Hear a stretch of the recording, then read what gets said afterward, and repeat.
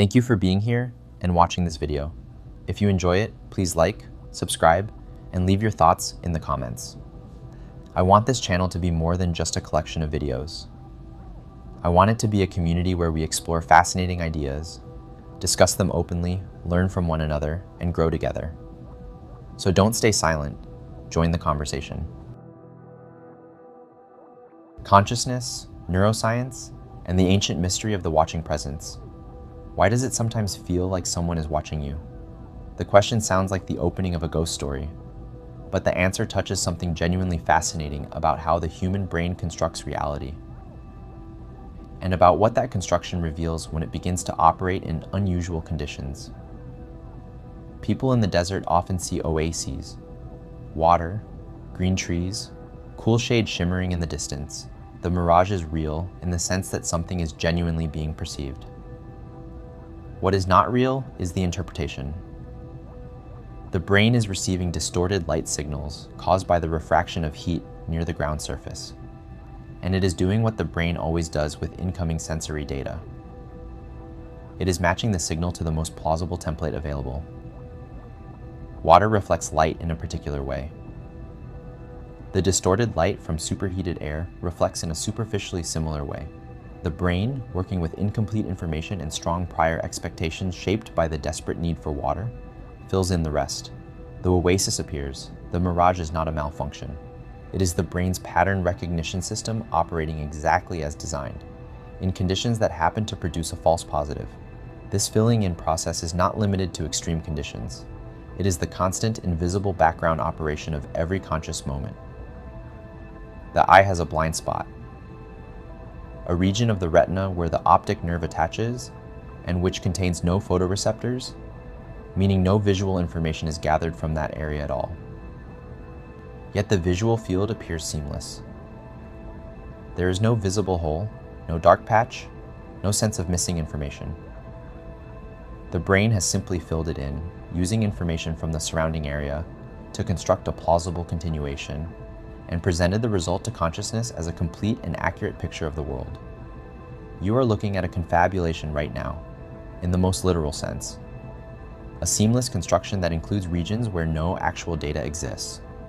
The neuroscientist Anil Seth, whose work on the predictive processing framework of consciousness has become increasingly influential, describes perception not as the brain receiving information from the world and accurately representing it, but as the brain generating predictions about what the world is likely to contain and comparing those predictions against incoming sensory data.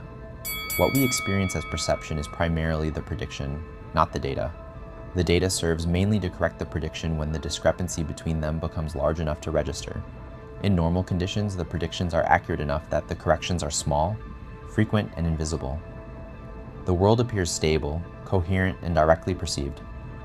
But change the conditions, reduce the incoming data, or change its character, and the predictions become more visible because there is less data to correct them against. This is what happens in the completely white room or the completely dark room.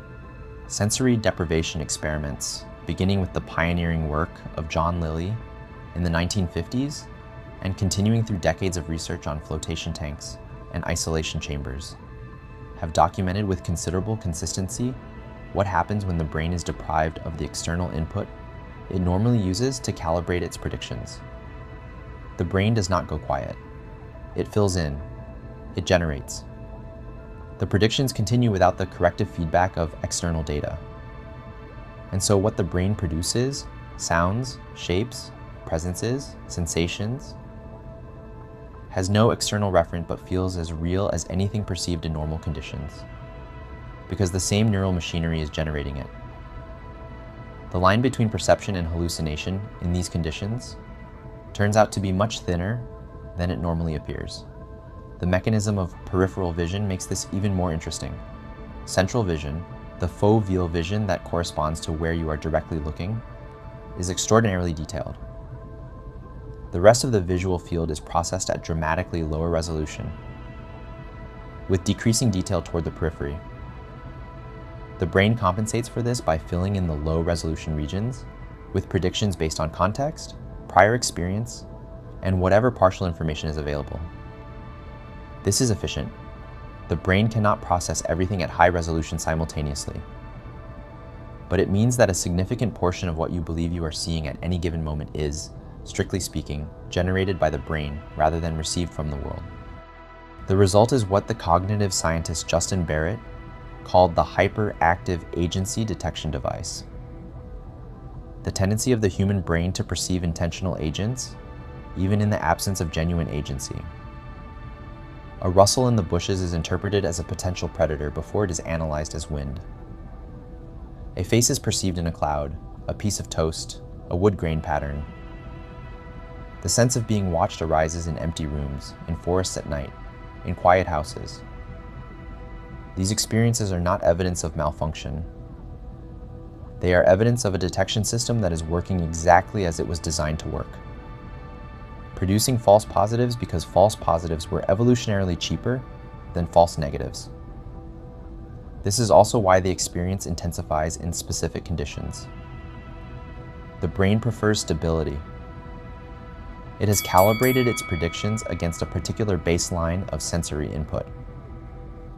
A certain level of noise, a certain density of environmental signals, a certain regularity of social presence.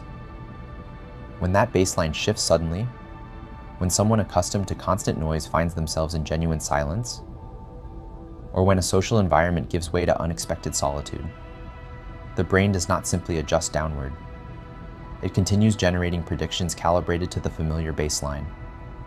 The result is the perception of signals that are not there, the sense of a presence nearby, the feeling of being observed, the impression that something just moved at the edge of vision.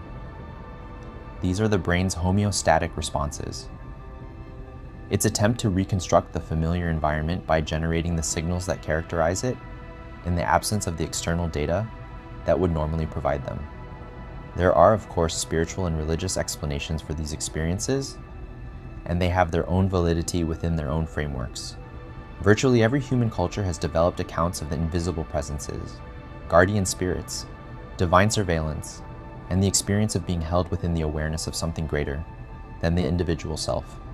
The experiences themselves, the felt sense of presence, of being watched, of not being alone even in physical solitude, are real experiences.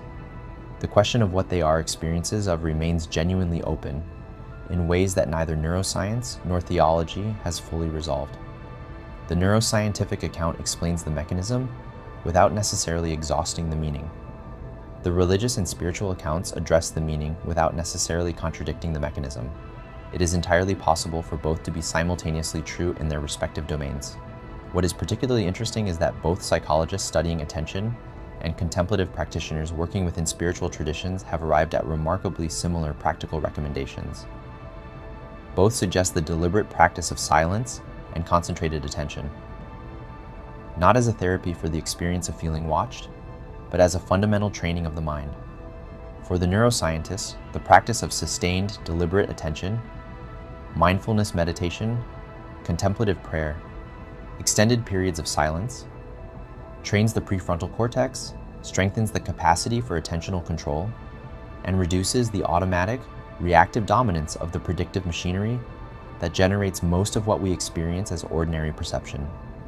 The brain that has been trained in this way is less captured by its own automatic outputs, more capable of distinguishing between what is genuinely perceived and what is generated, more flexible in its relationship to its own experiences.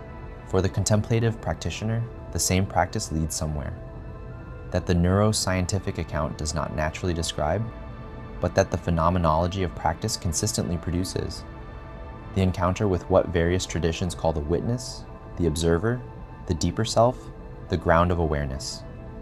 In sustained practice of silence and concentrated attention, what becomes visible, what the reduction of mental noise makes perceptible, is the awareness itself, the capacity of consciousness to observe its own operations, and what practitioners across extraordinarily different traditions report, with a consistency that is itself notable, is that this aware witnessing presence is experienced as more fundamental, more stable, and more real than the contents it observes. The thoughts, the perceptions, the emotions, the predictions that the brain produces, and that normally fill the foreground of experience entirely. The suggestion that in silence you might begin to notice that the someone watching you from the outside is actually you, your deeper, calmer, more authentic self. Thank you for watching all the way through. I really appreciate you being here. Let me know what you think about the ideas in this video, and feel free to share your own perspective or advice in the comments. I genuinely like to read it. If you enjoyed this kind of content, please like the video and subscribe. My hope is to build not just a channel, but a community where people explore meaningful ideas, exchange thoughts, and grow together. See you in the next videos. Bye.